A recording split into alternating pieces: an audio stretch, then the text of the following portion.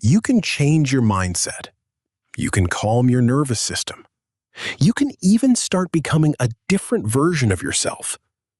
And still end up right back where you started. Not because you failed, not because you didn't try hard enough, but because something around you is quietly pulling you back. And most of the time, you don't even notice it because it feels normal. It looks like your routine, your space, your habits, even the people you interact with. But your environment does something powerful. It reminds your brain who you've been. And if you don't understand how that works, you'll keep trying to change internally, while everything around you keeps reinforcing the old version of you.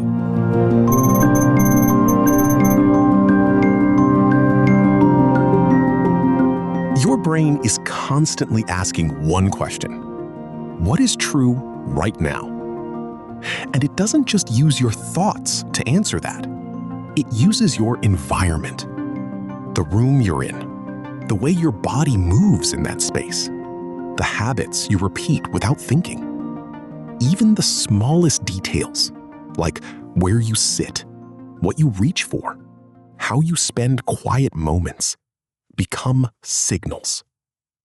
And over time, those signals turn into evidence of who you are. So if your environment has been shaped around overthinking, stress, avoidance, survival mode, your brain doesn't just remember that. It sees it again every day. And that repetition tells your nervous system, this is still who we are. Just notice that, because this is the part most people don't see.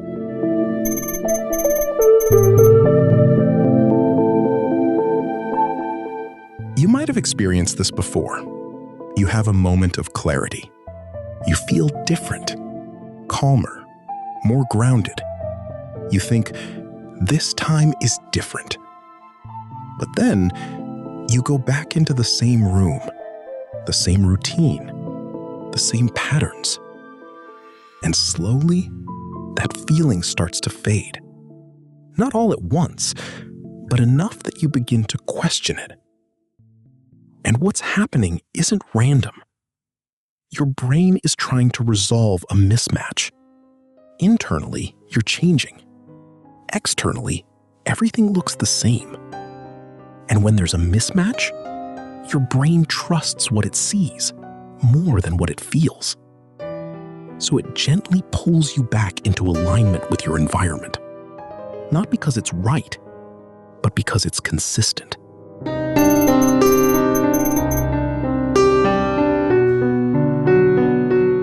And this creates a loop. Your environment reflects your past identity. Your brain reads that environment and reinforces the same identity. So even when you try to change, you're surrounded by reminders of who you used to be. And those reminders aren't loud. They're subtle. It's how you sit on your phone. It's the place you go when you feel overwhelmed. It's the habits that don't feel like decisions anymore. And because they feel automatic, they feel true. And that's what makes them hard to break.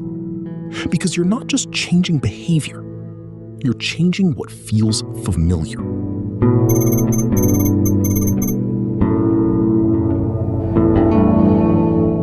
This is where Neville Goddard teachings become even more precise. Neville said, your outer world reflects your inner state. But here's the deeper layer. Your outer world also reinforces your inner state. It's not just a reflection, it's feedback. So if your environment hasn't changed yet, it will continue to mirror your past identity, even while you're trying to step into a new one. And if your nervous system isn't stable in that new state yet, you'll default to what feels supported, which is usually what's already around you. This is why forcing change doesn't work. And it's why awareness matters more than effort.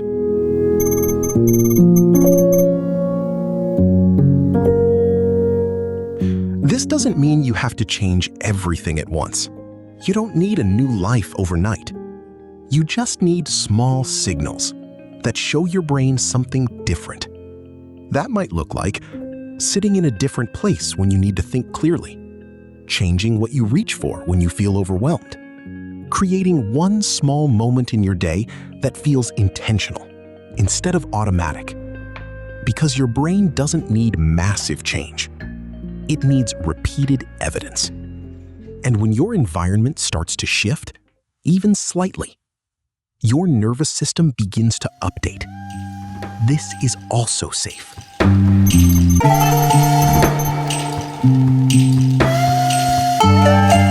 This is where things begin to change. Not dramatically, but consistently. You stop reacting the same way. You pause a little longer. You notice patterns before you fall into them. And over time, your environment stops reinforcing the old version of you and starts supporting the new one. But here's the key. You don't wait for your environment to change completely.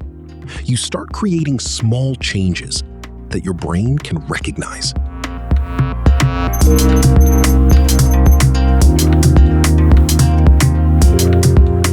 Pause here for a moment. Head down to the comments.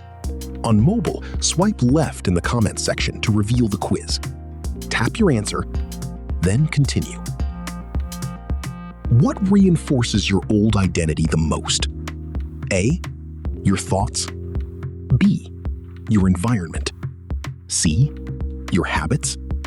D, your emotions. The answer is B, your environment. So if you've been feeling stuck, even when you're trying to change, look around you, not to judge it, but to understand it. Because your environment isn't just where you live. It's what your brain uses as proof of who you are.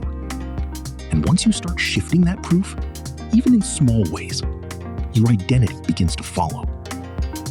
And in the next video, we're going to break down why forcing yourself to change creates resistance and what actually allows change to feel natural. We regulate the body first, so belief finally works.